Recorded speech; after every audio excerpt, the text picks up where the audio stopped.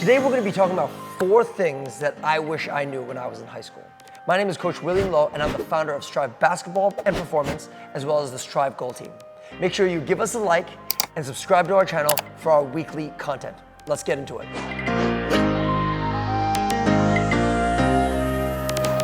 I've been coaching for over 15 years, and there are things that a high school player might think that is important that a coach thinks is absolutely unimportant. So I'm gonna really be sharing these things with you guys today, and hopefully you're able to take it, evaluate what you're doing to better your game, and then make tweaks here and there wherever you see fit. So the 4 things that I'm gonna be talking about is number 1, playing to your strengths. Number 2, being a student of the game. Number 3, learning to be a better communicator. And number 4, finding a hobby outside of basketball. So the first point is playing to your strengths. And when we play to our strengths, it's very important that we are very self-aware on what we're good at, what we're not so good at, what we want to magnify, and what we want to minimize. So if I look at myself, I need to know, am I a playmaker? Am I a shooter? Am I a lockdown defender? Am I a good post player? Or am I a hustle guy who is an amazing rebounder? And that's where I create off my team, like maybe in transition. Once I'm able to understand that, what I want you guys to do is when you look at your workouts, 80% of your workout should be prioritized on what you're good at and evolving from there. Then, and only then, the last 20% should be spent on improving your weaknesses. So I'm gonna give you guys an example. If I'm an amazing corner shooter and there's another playmaker on my team, and that playmaker is able to hit me in the corner on every pick and roll, and I'm able to knock that down at a very high clip, well then the defense is naturally gonna close out to me harder, right? But now, since they're closing out to me harder, I now have to be able to put the ball down on the floor and attack the basket hard, hopefully getting into the gut or the middle of the defense. Very likely, the defense is then gonna crowd me. I'm gonna have to dish the ball out, maybe on the opposite side, and then create for someone else. Once the coaches see that I'm able to competently do that, they're gonna be like, what else can Will or Johnny do here? Would we trust them with bringing the ball up since they're so good at passing here? Or could they even handle the ball? As you can see, I use my strengths and I allow myself to evolve into a different player to help my team to the best of my ability. Don't put the majority of your time in just trying to improve your weaknesses. Understand what you're good at, know how you can evolve from there, and then the last 20% of the time, improve on your weaknesses. So the second point, and it's a point that I can't emphasize enough, is be a student of the game. And it starts with watching film on yourself. But watching film is not enough. You need to know what to look for. So I always tell my players, in order to be the best that you can be, you need to watch more film than anybody. And what you're looking for is 3 things: timing, positioning, and decision making. Going back and watching film of you not doing well can be emotionally painful, and this draws a lot of people away from really getting better, because during these moments of our mistakes where we can really learn. So we're gonna go back and look at a mistake that you made. But you may only see that mistake, but as a coach, and here's a gem for you guys, it's not the mistake that you're looking for. It's whatever precedes that mistake.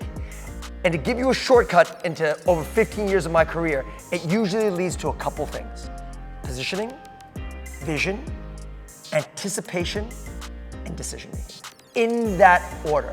So if the ball was stolen from me, I would look at what was I thinking? Where am I bringing the ball up the court? How am I bringing the ball up the court? Do I have a left hand?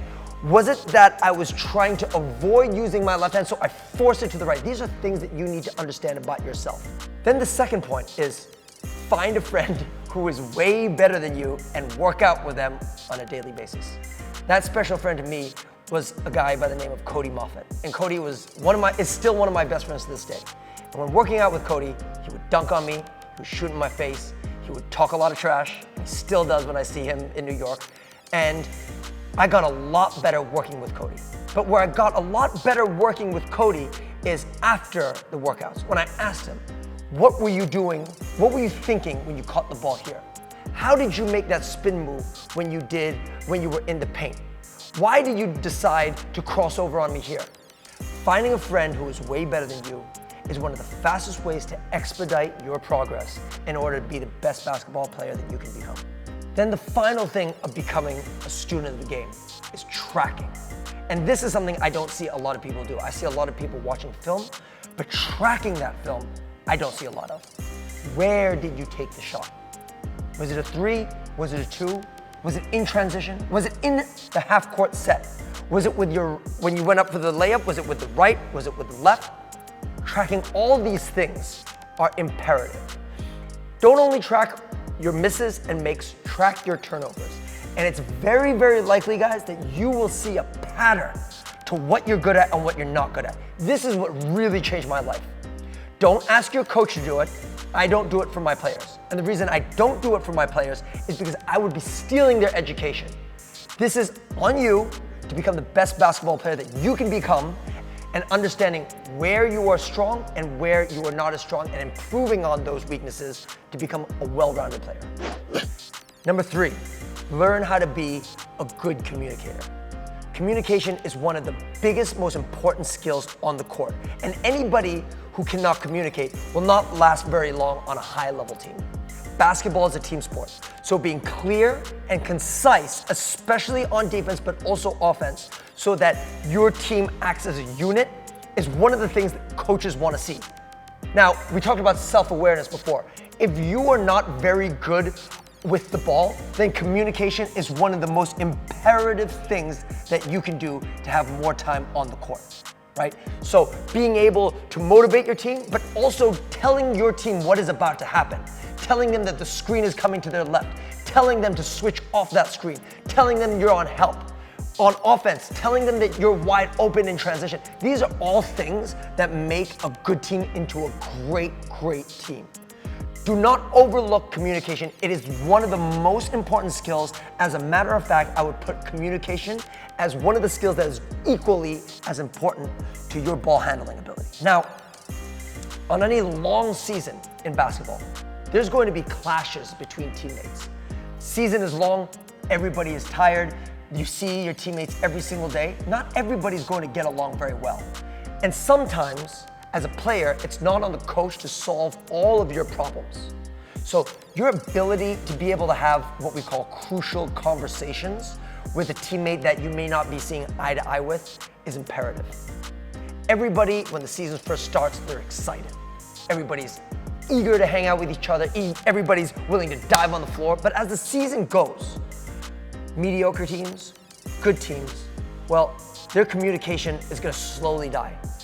But the great teams will not, because the players and the coaching staff will know that dilemmas, confrontations are going to happen on the court and in the locker room. So it's your ability to express yourself in a way that allows your teammate to see that you want what's best for them, and vice versa.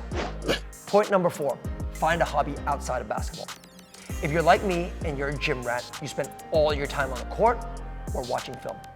But as Dr. Stephen Covey says, there is a time to sharpen the saw, to get away from basketball, to give your mind new stimulus, to be a better rounded person, to find friends off the court. These are all very important things that will in fact make you a better basketball player. If you think about Kobe Bryant's journey, he always had an infatuation and a passion for storytelling. Kobe would talk about how he was on the plane and his teammates playing cards, and Kobe would be writing in his book, writing stories in his book. So as you can see, one of the best players in the world had an outlet to take his mind off the game and have a different passion to become a better rounded person, which led to a very, very successful career outside of basketball. I encourage you all to find relationships off the court with people who can inspire you and can motivate you to be the best that you can be. Guys, thank you for staying till the very end. This is a topic that I'm very passionate about because I love working with youth athletes. These are 4 things that I wish I knew and I did more on and off the court to become a better player, but more importantly, a more well-rounded human being.